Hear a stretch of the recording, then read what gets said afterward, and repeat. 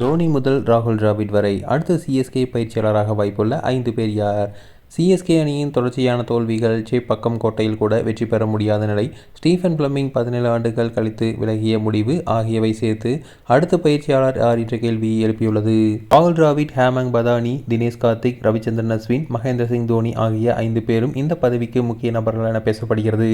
2023ஆம் ஆண்டு மகேந்திர சிங் தோனி தலைமையில் 5வது முறையாக ஐபிஎல் கோப்பையை வென்ற சென்னை சூப்பர் கிங்ஸ் அணி அதுக்கடுத்த 3 ஐபிஎல் சீசன்களாக பிளே ஆஃப் சுற்றுக்கே தகுதி பெறவில்லை.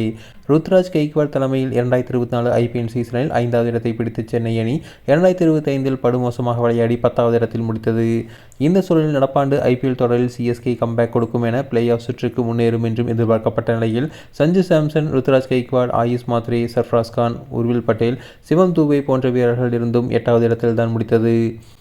அது மட்டுமின்றி சென்னை அணியின் கோட்டையாக கருதப்பட்ட சேப்பாக்கத்தில் கூட சிஎஸ்கே அணியால் கன்சிஸ்டன்ஸாக வெல்ல முடியவில்லை. அதற்கு அணியின் தரப்பில் ஏலத்திலும் போட்டியின் போதும் எடுக்கப்பட்ட தவறான முடிவுகளே காரணம் என கடுமையான விமர்சனங்கள் எழுந்தன. இந்த நிலையில்தான் 17 ஆண்டுகளாக சென்னை சூப்பர் கிங்ஸ் அணியின் தலைமை பயிற்சியாளராக செயல்பட்டு வந்த நியூசிலாந்தின் ஸ்டீஃபன் பிளமிங் தன்னுடைய பதவியிலிருந்து விலகுவதாக அறிவித்துள்ளார். இந்த சூழலில் ஐபிஎல்லில் பெரிய ஆசையை வைத்திருக்கும் சிஎஸ்கே அணியின் அடுத்த பயிற்சியாளர் யார் என்ற கேள்வி எழுந்துள்ளது. அந்த பதவிக்காக ராகுல் டிராவிட், ஹேமங் பதானி, தினேஷ் கார்த்திக் போன்ற கிரிக்கெட் வீரர்களுக்கு வாய்ப்புள்ளதாக கூறப்படுகிறது. சர்வதேச கிரிக்கெட்டில் எம்எஸ் தோனியின் இருப்பால் அதிக வாய்ப்புகளை பெறாத தினேஷ் கார்த்திக் தன்னுடைய பேட்டிங் கோச் அவதாரத்தில் ஆர்சிபி அணிக்கு அடுத்தடுத்து 2 கோப்பைகளை வென்று கொடுத்துள்ளார். மேலும் ஆர்சிபி அணியின் ஆலோசகராகவும் செயல்பட்டு வருகிறார்.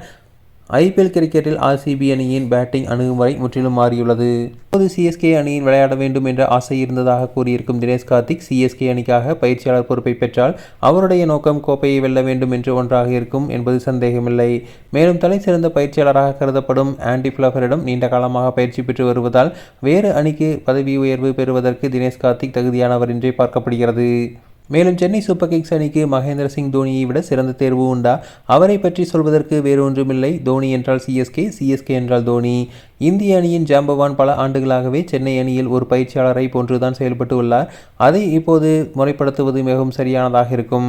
தன்னுடைய உடற்தகுதி மோசமடைந்து வருவதை 2026 தொடக்க சிஎஸ்கே விழாவில் பேசியிருந்த தோனி பயிற்சியாளராக தன்னுடைய புதிய அத்தியாயத்தை தொடங்கும் சரியான நேரத்தில் இருக்கிறார் என்பதில் சந்தேகமில்லை. தோனி சென்னை சூப்பர் கிங்ஸின் பயிற்சியாளராக வந்தால் அதைவிட கொண்டாட்டமான செய்தி சிஎஸ்கே ரசிகர்களுக்கு இல்லை என்பதை சொல்லலாம்.